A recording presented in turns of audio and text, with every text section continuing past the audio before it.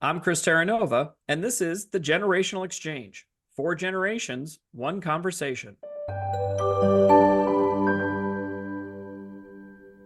The business world is a tapestry woven from different threads. The experience of seasoned veterans, the tech-savvy energy of the younger generation, and everything in between. In this podcast, we'll unravel those threads, exploring the unique perspectives from panelists in their 30s, 40s, 50s, and 60s on today's business challenges. By bringing together these unique voices, we hope to spark new ideas, bridge the generation gap, and equip listeners with a well-rounded approach to navigating the ever-evolving business landscape. All right, fellas, we're back. Happy Earth Day. The panel's all here. Great to see everybody. Let's start with Jeremy. How you doing, Jeremy? Jeremy Davidson is here representing our 40s. How are you today, Jeremy?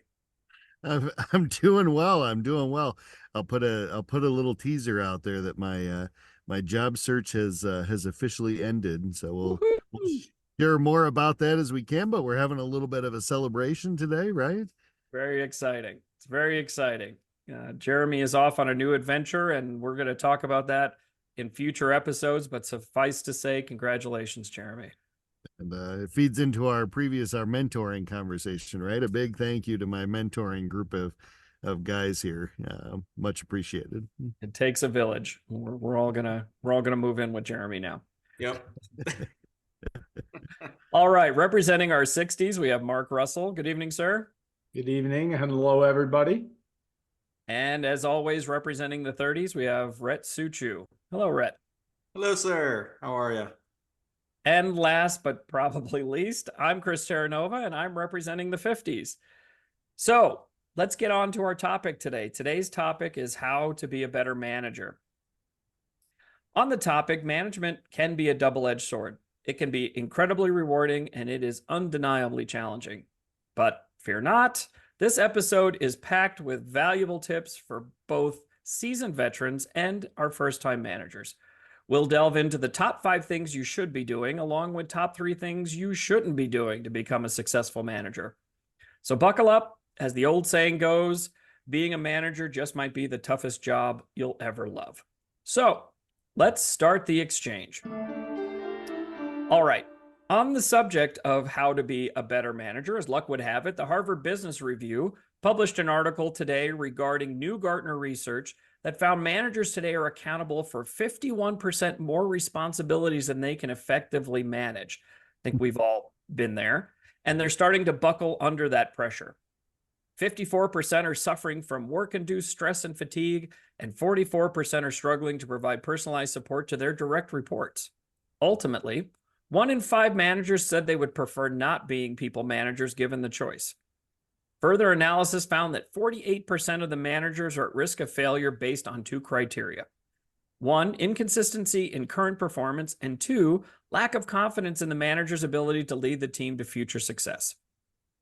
So that's a lot to unpack, but just in general, as you guys are kind of digesting that, we've all been managers relatively recently. Some of us are currently. Does that resonate with you guys? How does that track? Yeah, I think that hit home for me. A manager kind of evolves as you move through the steps. I remember my first people manager gig was directly managing a handful of folks at the manager level. It wasn't super strategic. It was very tactical, day-to-day operational, removing roadblocks and cheerleading the team on, change management initiatives. But I found that as you kind of move up that ladder, you move into the director level, your people that are reporting to you now are managers, move into the department head role, VP role, and the people reporting to you are directors. They've got managers reporting to them. And you find yourself kind of migrating a little bit away from that day-to-day people management, more to the strategic. And where I found your stats there from Gartner's to kind of resonate is that in-between role when you're kind of straddling that day-to-day, the executive team that you're reporting to, where you might be in charge of playbooks or process improvement or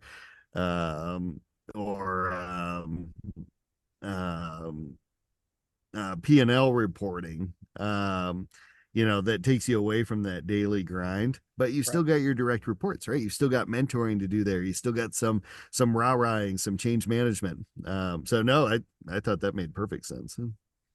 Yeah. Rhett, Mark, anything to add to that? The only thing I was going to add is I think also based on the size of the organization you're with will also depend on the number of roles that you may have, and or are you more of a player coach instead of just being that people manager or the strategic vision manager, right? So smaller organizations, everyone's wearing multiple hats, which is, again, related to here in the statistics. But I think that's another element. Some people say, hey, am I supposed to be the smartest programmer, or am I supposed to be developing teams? So again, I think every situation is a little different, but that only helps, validate a lot of these numbers that, Gartner was showing in this latest report. Oh, for sure. It kind of reminds me of our previous episode when we talked about how to get a promotion, right? Where you've got to make sure it's the right opportunity. Are you moving up for the title? We talked about how in, a couple of jobs ago, I took too much on and I was straddling way too much trying to manage all that, despite having an incredible leadership team around me above and below, right? So that really resonates with me because you are trying to do both your job and help grow people, like we talked about being a mentor, trying to get your own promotion, trying to get people promoted. So it's finding some of that balance. But I'm hopeful that, some of the tips and tricks that we talk about today in the episode will help kind of put a framework around that a little bit and maybe help avoid some of that stress. And maybe in a later episode, we'll use that to talk about how you can avoid some of those pitfalls as well. Red, any thoughts? No, I think you guys hit the nail on the head. I'd be interested to see kind of a deeper dive into the study as far as maybe if they were able to kind of categorize it by how long the manager had been managing type of thing. Because I'd be interested to find out how many people maybe didn't get the guidance that some of us have had, right? And got stuck into maybe some of these don't type procedures, and they were self-manifesting at that point. They were making the job harder on themselves than it needed to be, and it was just a recurring cycle. So I'd be interested on that part, but looking forward to discussing it today. Yeah, I think that lack of confidence, right, in your ability to lead the team, I think make sure to go back and listen to episode 3, imposter syndrome. There's some really good tips and tricks there about how to avoid that as well. But let's dive into the meat of the episode. We're going to kind of mix things up. Normally, we give you the things to do first or the things to start with success. We're going to start with the top 3 things that we think managers shouldn't do, and kind of cautionary, keep an eye out for these things. Sometimes it's impossible to avoid. But if you can try to avoid these things, it will make you a better manager and make the things that you should do a lot easier. So let's dive into those. The first thing that we felt like you should not do as a manager is micromanage. And what micromanaging is really just, hovering over your team members, making sure that every single task they do is done on time and done right, and you're kind of shepherding it through. You really should be trusting them to do their jobs, and you should be on the side of providing guidance and support, but not a constant oversight. It's almost like you're starting to try to take over your job. I remember when I first started at a role a couple of roles ago, had a fantastic leader, very gregarious, very smart, very funny, but literally was so in the weeds with everything that we were doing. I almost couldn't get my job done because I was validating everything that was on the list to do, right? And it made me start to question what I was doing. And then I was putting downward pressure on everybody because I had to report back up every single detail to this leader. And it made it really hard, and it made it unnecessarily hard, right? So I think from experience, I've felt that. I've tried not to do it. I'm sure I've done it on occasion. But I think about how that's putting pressure on the people to perform if you're constantly watching them all the time and making them feel like they can't take a step without you, because then it also they start to stop trusting their instincts and then won't do anything without you. And then if you don't want that, you're kind of in a pickle. My 2 cents. Rhett, what are your thoughts on that? Mm-hmm. Yeah, no, I couldn't agree more. And I have quite a few points on this just because it's definitely something that I try not to do. And I think everyone should probably take a look and see and make sure that you're getting your full team's input. But a couple points on here I would say are it can hinder creativity and problem solving. So micromanaging your employees can kind of stifle their initiative and independent thinking in a form, right? If you're constantly telling them how to do something, they're never going to try and figure it out themselves and or come up with a better way to do it. I think it generally tends to decrease employee morale and motivation as well. If you're constantly hovering over employee, at least I feel this way.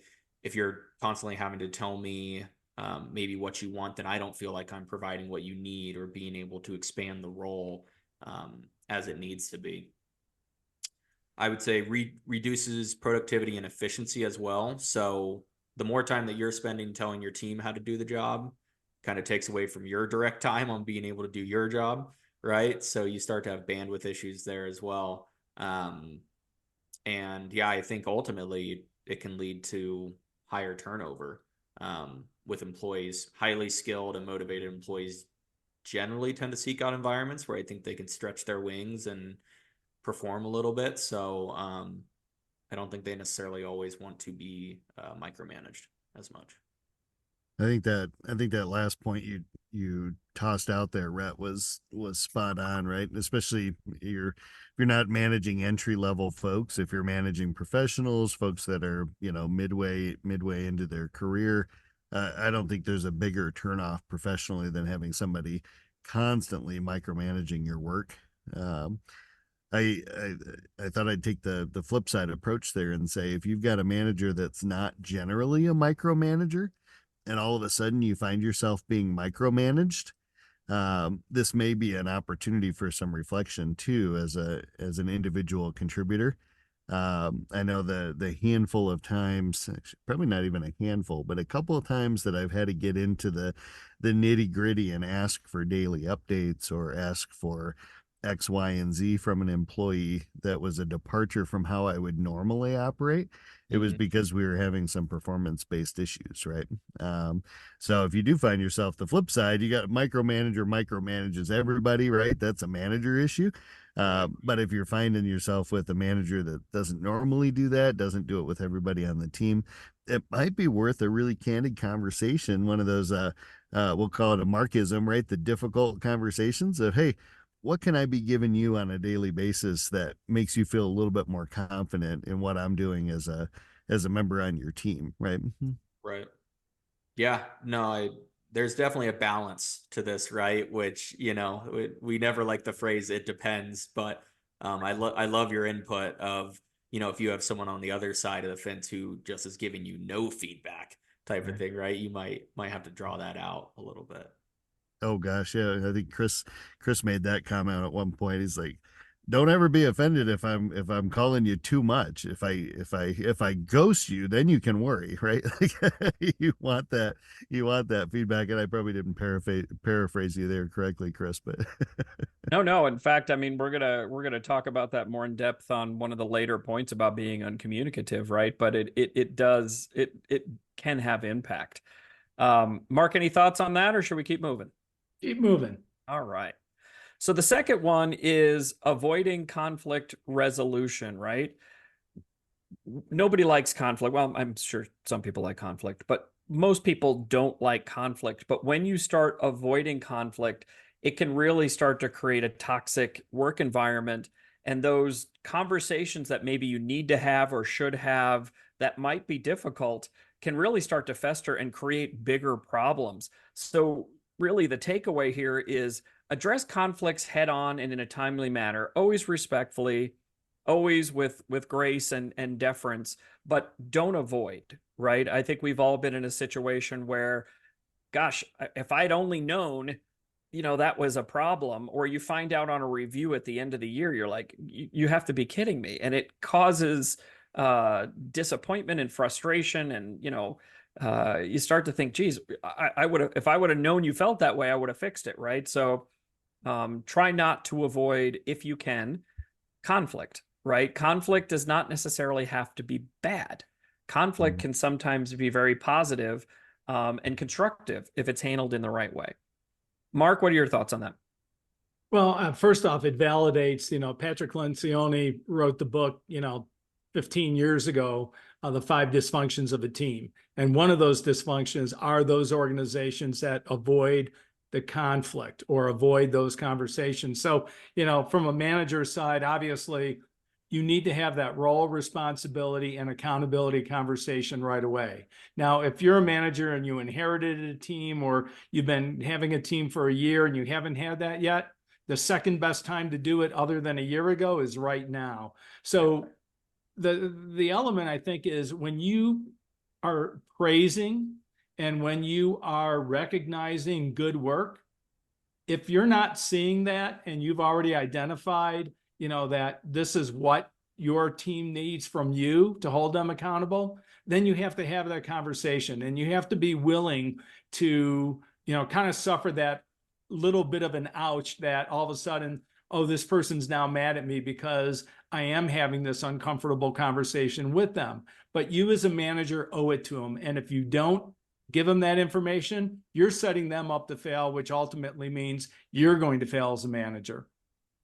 Yeah, I think that's right. And if you handle it right, it's not personal, right? I mean, all of us have personal relationships outside of work, but there were times when, as a leader, I had to talk to you like a boss, and we had to make it about business, right? It was always constructive. But I think, to your point, Mark, if you take some of the personal out of it, it can be much more constructive. Jeremy, thoughts? Yeah, and it's less personal if it's done in private, right? What do they say? Publicly praise, constructive criticism in private, right? I don't think you could do anything worse than put your team on the defensive than chastise them in front of a group, right? It's just not. But there's managers out there. I read the stories on LinkedIn. There's managers out there that do that daily. Right. It creates that toxic work environment, and I think I put a note on here. It says, you'll end up culturally with the worst behavior you're willing to tolerate, right? And I think, teams see that. Teams see if there's a bad actor in your group or in another department, they see that, they can feel it, and if it becomes a reoccurring thing, it becomes tolerated. And that's the best you can hope for, right? As a culture, if you're willing to accept that, why would anybody else clean up their behavior? So I think it comes from the top down. And at a manager at any level, I think, has a responsibility or an obligation to their team to address those things. And I would encourage, take it offline, address it on the side, address it separately, take the defensiveness out, take the personalness out. But I think you owe it to your team, to your organization, to the culture you want to get up and go to work to every day to have those difficult conversations, right, Mark? Well, and to that point, there's a counterpoint to that in some cases, even though you want to praise publicly and reprimand privately, sometimes if your team sees a bad actor, if you're not raising that in front of the whole team, then all of a sudden the team starts to feel like, well, gee, so-and-so is always getting away with this, and because they don't know that you've done it. So there is a very delicate professional balance, but sometimes you do have to call out, and again, it's not personal, but hey, we have some folks not meeting the team commitment right now. So again, there's that fine line, and there's never a right or wrong answer. But it's, do you understand the whole situation, and then can you address it appropriately at that time? Because that may rally the team together, saying, okay, he's holding everyone or she's holding everyone accountable, to these goals and metrics.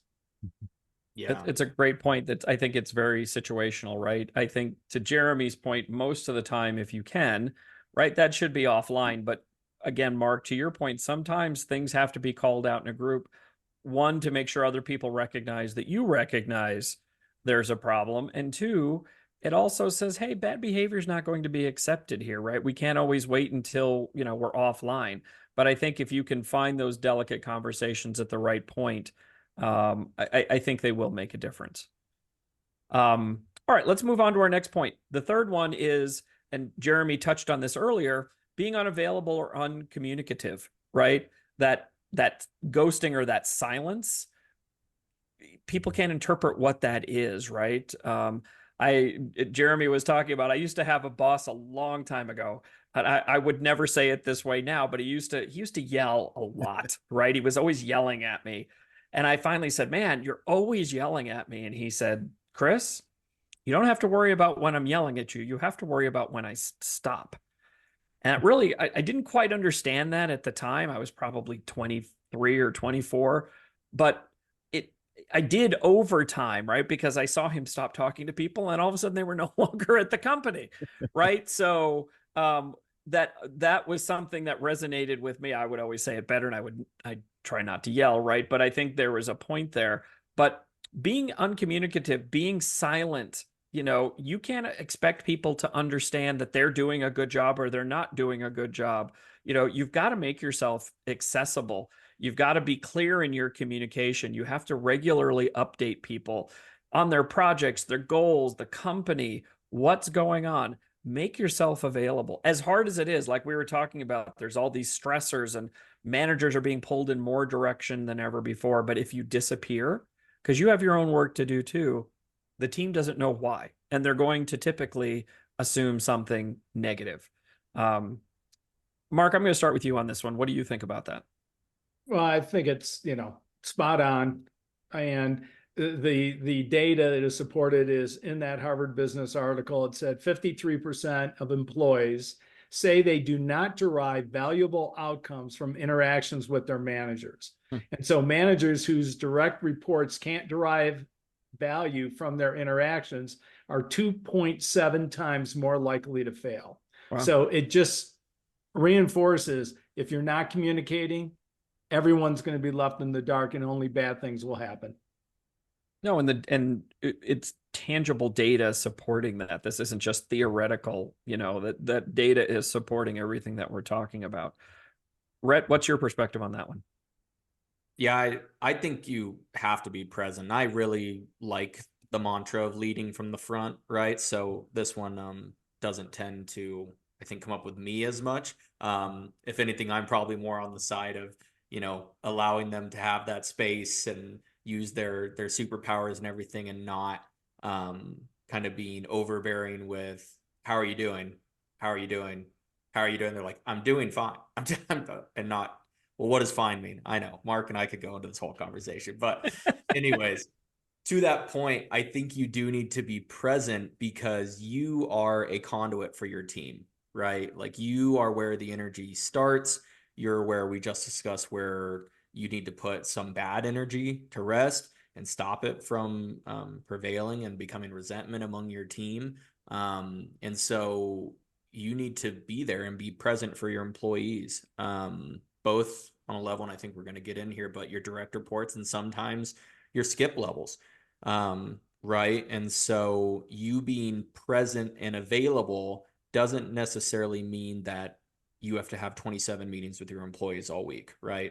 It can be something as simple as a check-in once a week where you just say, hey, I know you're working on XYZ projects. Just want to make sure there's nothing I can assist you with or get a roadblock out of the way, right? And if they say they're great and they're doing great based on the reports you got, then maybe it's just that monthly check-in where you follow up with them again and you get more deep. So, but I do think you need to be present and, setting an example. No, and I think you're bringing up a good point that it doesn't have to be a 30-minute check-in. It can be, a Slack. It could be a text. It can be an email. It could be a quick phone call. Right. It can be any or all of those things. And I think that's a really good point too, especially if you have larger teams or you have a large project that you're managing yourself. Don't make it so formal. Just a quick, how you doing? Like, what would you expect from your manager? What would you like to hear or see? That can go a really long way. I think it's a great point. Yeah, it's funny to bring up a personal example of it, not to keep going on this, but there was an employee that I had a little while ago that was one of the main points that she had for me on why she found me such a good manager, was because I took 15 minutes once every 2 weeks to meet with her and do a skip level, right? And just talk about how things were going. And it was it was great to hear, right? But when I was having those conversations, I didn't necessarily know that I was having a huge impact on this person, right? But yeah, I think that's a prime example of where being present makes a difference. It's So, just a simple act of kindness, right? yeah. In a way, just being present, like you said. Jeremy, what do you have any thoughts on that one? I was going to chime in, especially from in a remote world, right? A lot of the teams that we're interacting with, that we're dealing with and working with every day, they're remote. Um, and it used to be you'd run into somebody while you're grabbing a cup of coffee or grabbing a water out of the kitchen, and you'd have that water cooler conversation. And a lot of teams out there don't have that anymore. So, the opportunity, I mean, there's a lot of benefits to having a quick one-on-one with your folks every week, right? They've got roadblocks. They want to hear from you. What are we prioritizing? If there's any changes in strategy or updates, it allows somebody in a leadership position to be as transparent as they can be, right? Just having those Right. regular check-ins. But as you guys were talking through that point, the one that really resonated with me um, was just that general camaraderie feedback. In a remote world, we don't always get that, right? You can have a top performer that's out on their own that you don't talk to for a week. Just that quick check-in that says, "Hey man, you're doing a great job, right? Is there anything? Can I get you any information?" I think that's invaluable. No, 100%. I think again, these may be a top three, but you can see kind of these tendrils of how all of these things can impact teams. So, there's a lot of good information I think that we've thrown out there, but hopefully that gives you a sense of, some of the main things to avoid that are easy to do. Let's move on to something maybe a little more fun or a little more positive, if you will. The top 5 things to do as a successful manager. So the first one is setting clear goals and expectations. And one of the things that I think could be really useful is, using what's called a SMART goal. And SMART stands for specific, measurable, achievable, relevant, and time bound. And that helps to ensure clarity and focus. It keeps everybody on track. It keeps everything measurable. Rhett, I know you have some experience with this, right? I think you had it with some customer onboarding. Can you talk a little bit more maybe about the specifics of the SMART goals? Yeah, I think the best way to explain it is to kind of just go through an example, right? So I went ahead and came up with one for the audience here that could be an example for you. Right. And you could really apply this to any industry that you're in, right? But so let's go through SMART, right? Let's say we're wanting to increase customer engagement with the product by 20% during the onboarding process. So from first sign up to first key action. All right, how will we want to measure that? Well, we will keep track of this by monitoring the completion rate of a specific key action within the product. So this could be completing a tutorial, acknowledging a certain step, reading over or reviewing something with the client, right? And being able to kind of check a box as far as, okay, we know this action is taking place. Achievable. We are hoping for a 20% increase. We believe this is ambitious, but achievable by improving our onboarding materials and offering additional support during initial steps. So don't set a goal that you're never going to hit in a million years, because that's not going to help anyone, right? Relevant. This is going to increase customer engagement during onboarding, leads to a higher product adoption rate, reduce churn with customers, as well as ultimately increases the customer lifetime value, right? So come up with that why it's important. And relevant, and then time bound. We will achieve this goal within the next quarter or the next 2 quarters. It's always important to put a timetable on it, because that in a good way kind of pushes you to continue to get it done, right? If you just say we want to increase in 20% and you don't put a time frame, all right, well, when the end of the year comes, you're going to be, well, did we hit it? Did we not? Should we have chosen a new goal at some point if it wasn't working out? So not to go too much into detail there, but I figured people would just like to go through an exercise of how you do it, right? No, it's great. I think you tied it off perfectly, because not everybody probably knows what a SMART goal is. So you just kind of gave a clear example showing how smart you are, right? And ladies, he's single. Right. So Thank you, Chris. you're welcome. Well, we got to celebrate these things. Anyway, moving on to the second thing. Foster open communication. Encourage open communication by creating a safe space for your team to share ideas, concerns, and feedback. Be an active listener and demonstrate that you value their input. If you're a leader with several levels of management, or even if you're a line manager with a leadership structure above you, encourage skip levels. I think we touched on it very briefly before, but a skip level is something that gives subordinates an opportunity to talk to their boss's boss, right? And this can be a learning opportunity for the manager, the senior manager, the employee. I used to do those all the time. And I think people were initially scared of that. And we've talked about this in previous episodes, but that's how Rhett and I really got to know each other. Rhett was, I think, 200 or 300 levels below me when we a couple levels below me when we started.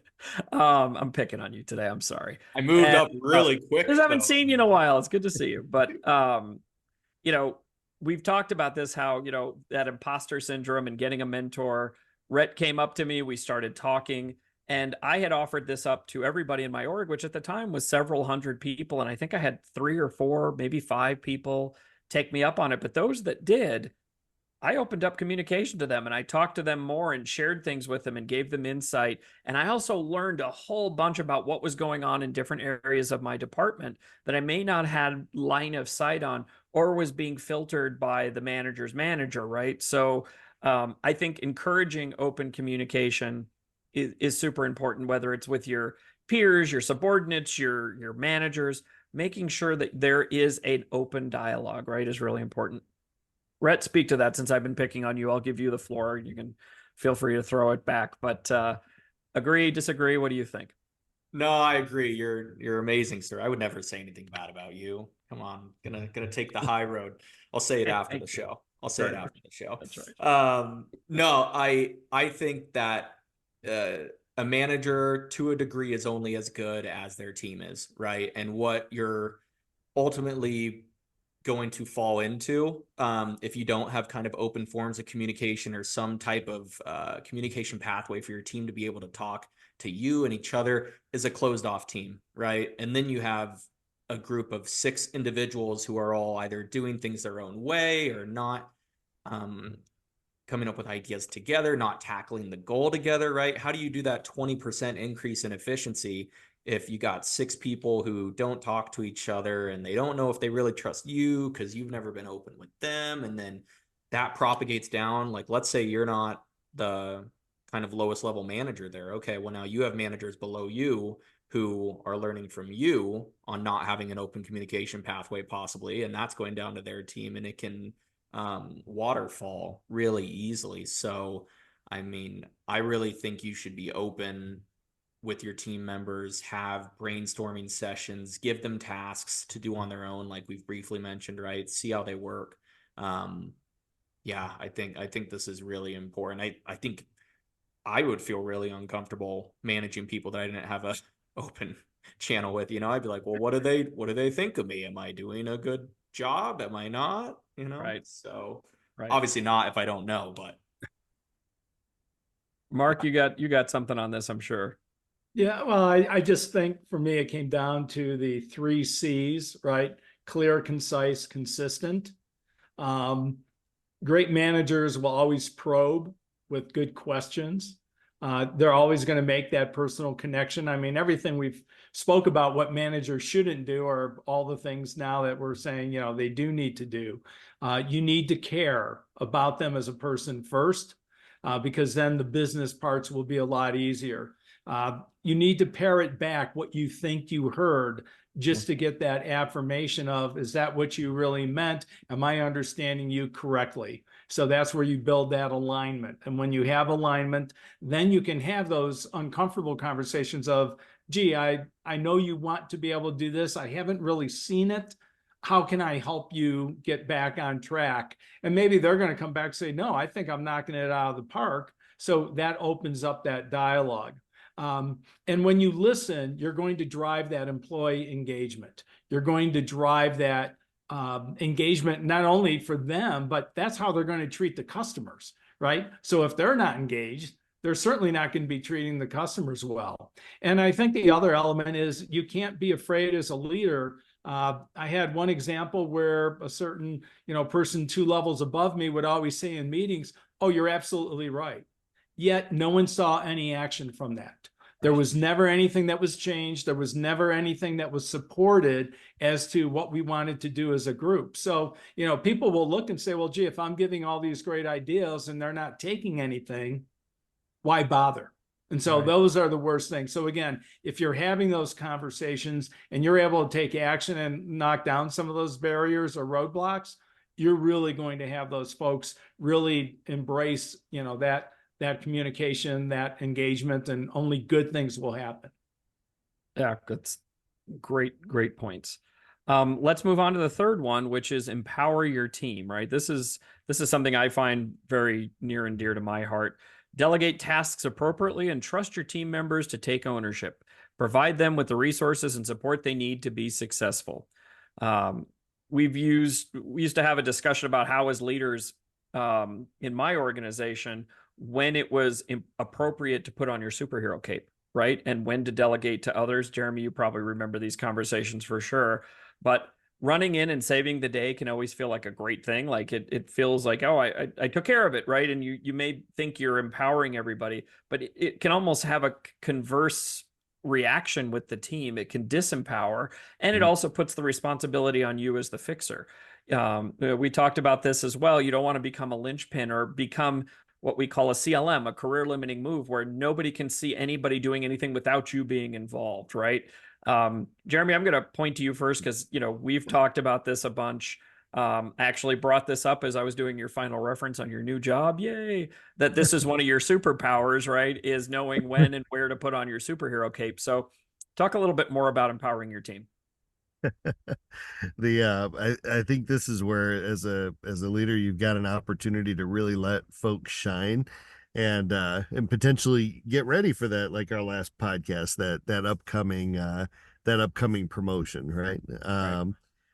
I know your bonus item for today's discussion was how do you take time, how do you take care of yourself as a manager, and I think that ties really nicely into number 3, being able to empower.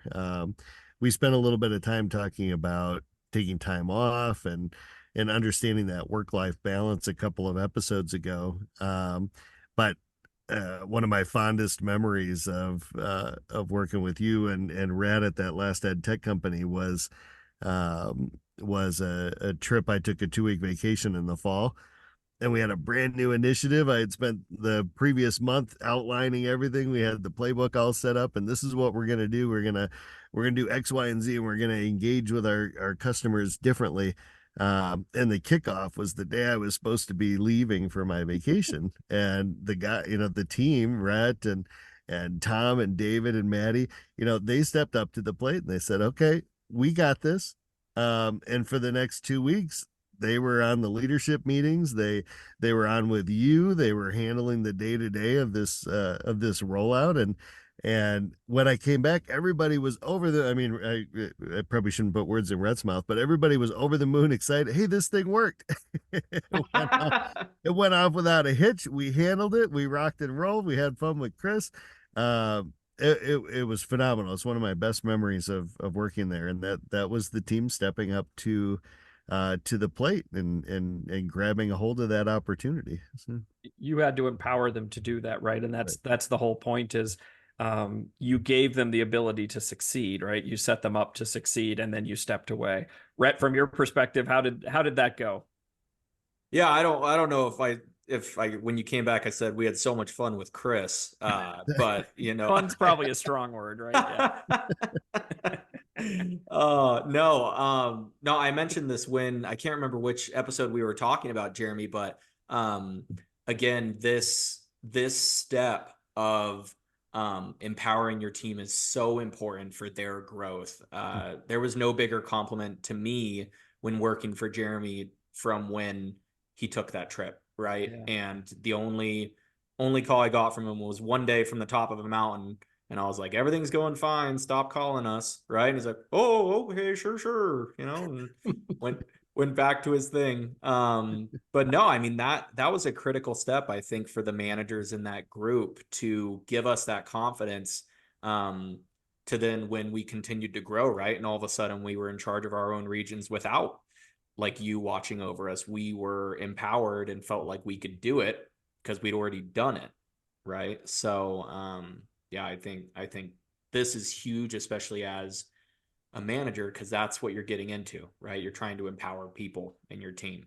So, And we would, there's no way we would have been able, we 10x'd over those 4 years, and there's no way we would have been able to scale and handle that kind of new customer volume no. if we didn't have that autonomy, right? If the regions weren't running their own show. I mean, it was just it was a confluence of excellence, right?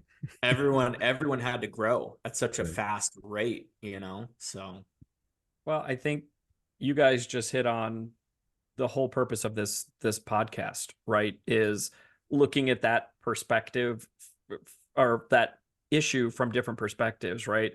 I think that's what is great about the fact that we've all worked together. Like for me in that example, because we had a relationship through skip levels, because I trusted Jeremy, I trusted his team, right? So I was able through that example as well to feel like it was okay for Jeremy to step away at the start of that initiative because I knew his team had it, right? So I think again that is the epitome of this podcast. So that makes me happy. Mark, anything to add to that one?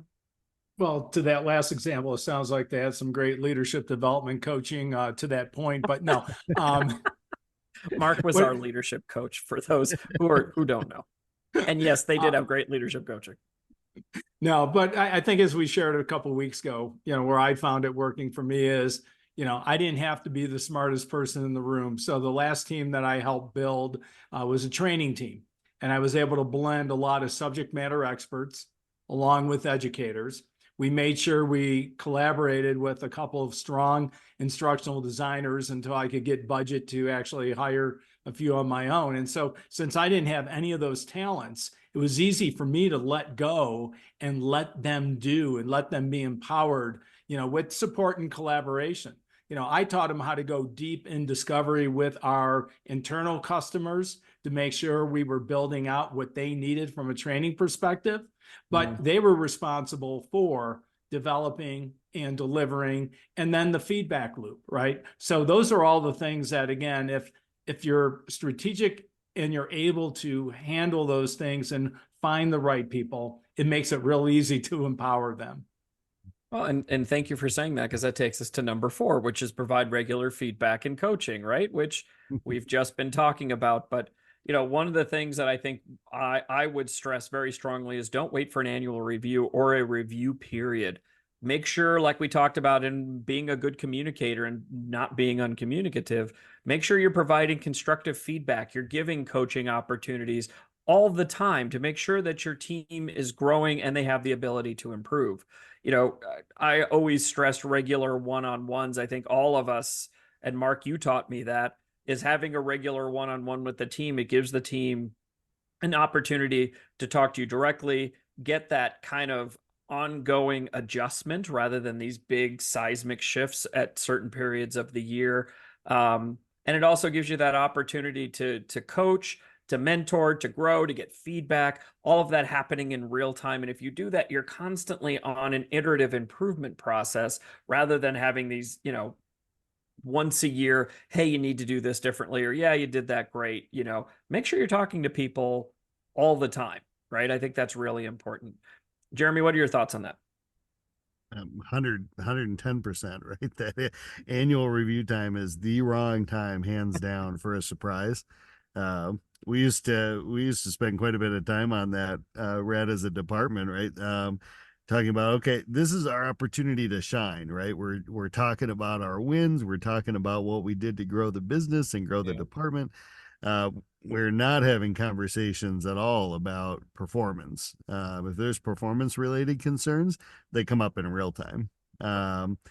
And we had a good example of a department while we were there that wasn't doing this effectively. And push came to shove, individual contributors' performance had degraded down over a period of a couple of months.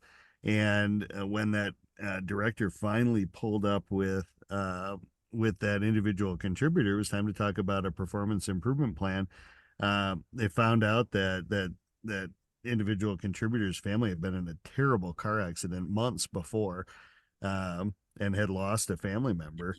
100% attributed to the performance. I mean, obviously, right? I mean, that's life. That's but because that regular touch base and communication wasn't there, it was being interpreted as a performance issue.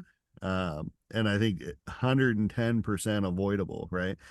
So that would be my call out. I couldn't give you enough thumbs up on that. Annual review is the wrong time. Should right. never be a conversation about performance that's a surprise for the employee, right? Like that.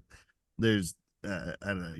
You're failing as a manager if you're using that as an opportunity to bring up areas of improvement, right? That should just come up real time. So Rhett, what are your thoughts on the feedback or what Jeremy's saying? Yeah. No, I agree with all of it and want to kind of, I guess, impress on people that a year is a very, very long time in the business world. Maybe not if you're building out a 5-year plan on where you want the company to be, right? But I mean, to set a goal at the beginning of the year and not have any type of, hey, okay, let's break this into quarters, right? So I'm going to take this year-long goal and I'm going to break it into what I kind of want to see per quarter. Okay. And then, so my contribution to this goal is X.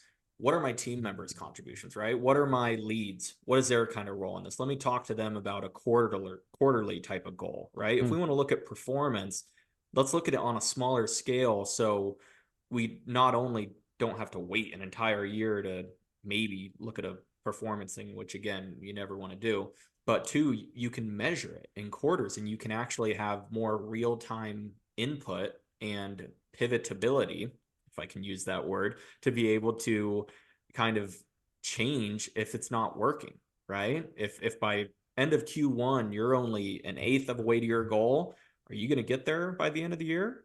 Maybe not. So I think that both from a improvement and kind of coaching mentality, but also from to Jeremy's point, those one-on-ones that you're having, they're not always strictly business focused. Again, you never prod too much with your employee, but you always leave that door open as far as like, how are you doing? Are you struggling, right? If they seem like they're struggling, it's okay to offer a hand if they're willing to open the door and talk to you about it, right? So Yeah, that's right.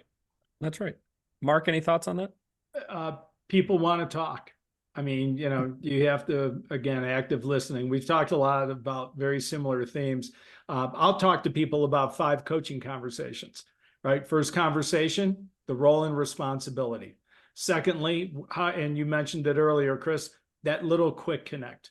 Hey, how's everything going? Red light, blue, green light, yellow light. Tell me about it. You have your regular check-in on a regular cadence. Then you do your developmental coaching as they want, or you have to set aside some time to do that developmental coaching, because the last thing is that annual review.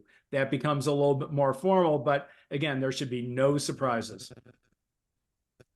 No, that's right. And, I think adding that little statement that you always said to us, right, which initially I used to drive me crazy, but then I came to look forward to, was what magic did you do today, right?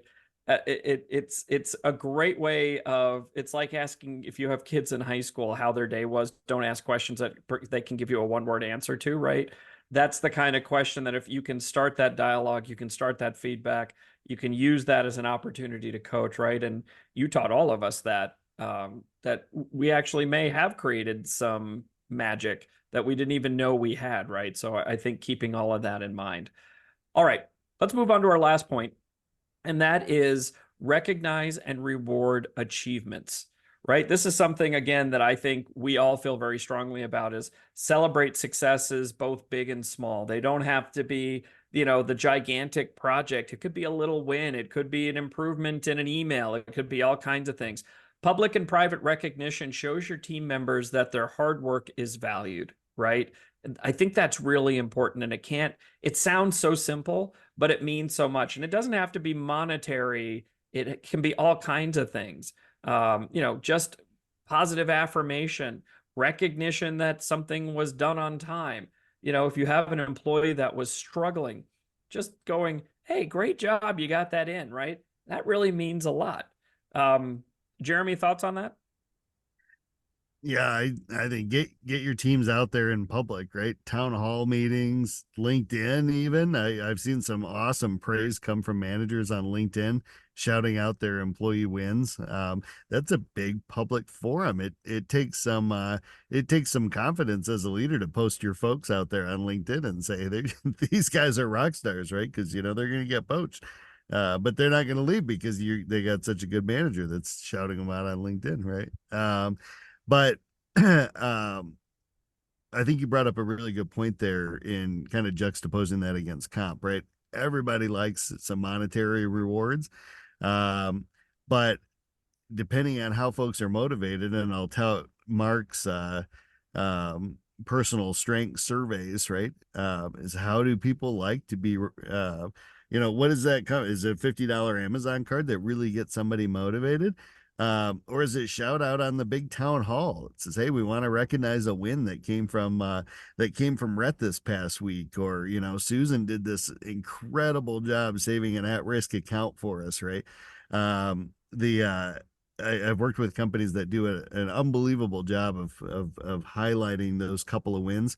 5 minutes on a town hall with a person from each different department, you can build some momentum on that. The next month you do the same thing, the next month you do the same thing, and maybe by the end of the year, the big 25,000 employee global ed tech company that we worked for, they did, I think, a brilliant job of rolling that up and actually acknowledging quarterly and annual excellence, right? And shouting that out from the rooftop. So I think Chris also did something that was really neat when we highlighted what was going on in our teams at our department head meetings.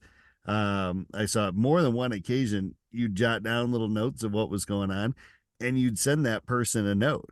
Yeah. And maybe we mentioned, Susie did this great job of knocking out this new enrollment for this big customer that just came on board, and all of a sudden she gets a note from the department's vice president, right?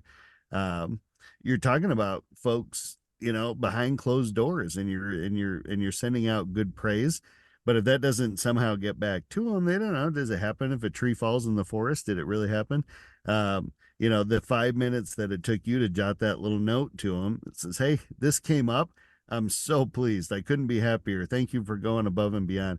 Whatever your note might have said, that can make the world of difference to somebody culturally within a business. And again, I'll echo, especially in a remote environment. That makes a lot of sense. And I think, you're going to be starting at a relatively small company, right? You work at a small company right now.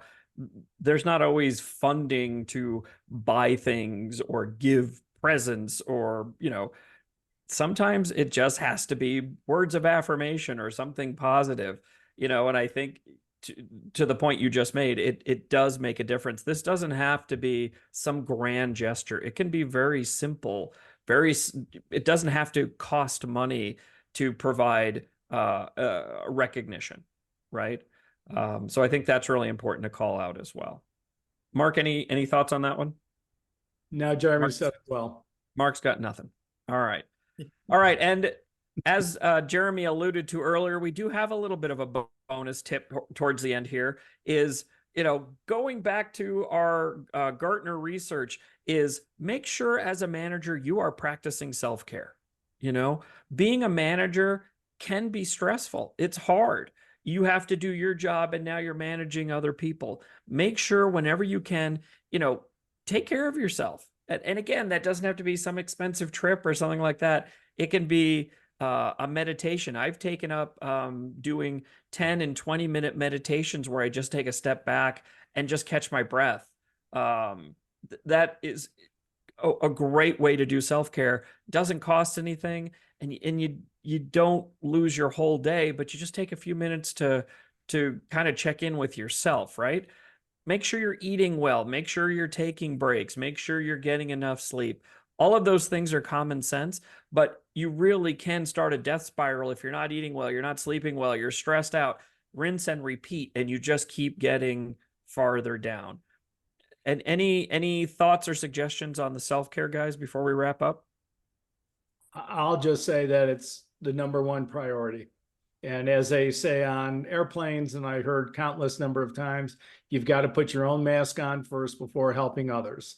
So if your mask isn't on and you're not feeling good about what you're doing, your team's going to see it. You're not going to be able to support them the way they need, and they're going to notice it. And that's going to cause probably a lot more, questioning, on their part. So, be the example. And I think we said this in our second session.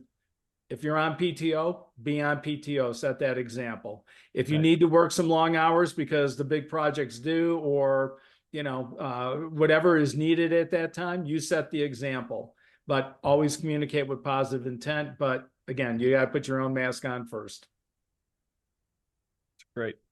I like Jeremy? that one, Mark. The PTO one resonates, right? Lead by example there. Because we do really 100%. want our folks to take time off and take care of themselves. I made a note, Chris. One of my favorite things to kind of blow off some steam was the walking meetings.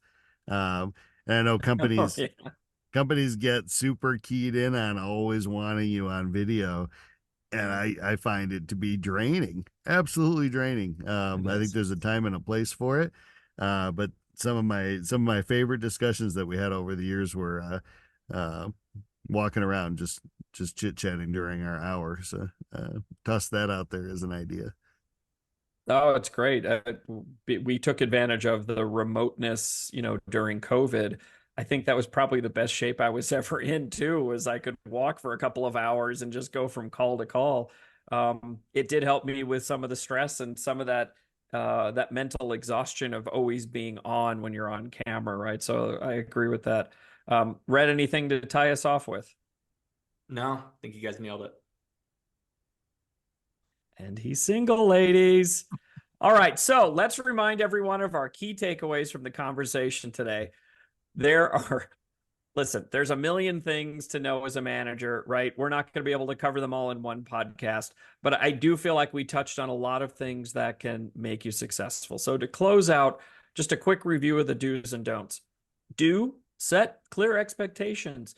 Do foster good communication, but don't micromanage.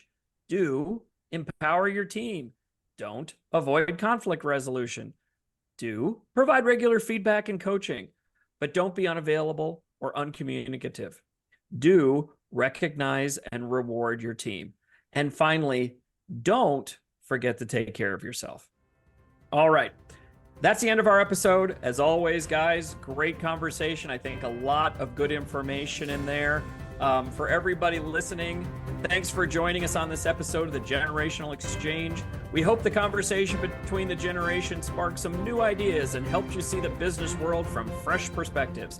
Don't forget to subscribe for more insightful discussions across the generations. And if you have a burning business question you'd like us to tackle, leave us a comment or shoot us an email at cmsrconsulting@gmail.com. Until next week, from all of us here at the Generational Exchange, thanks for listening and happy learning.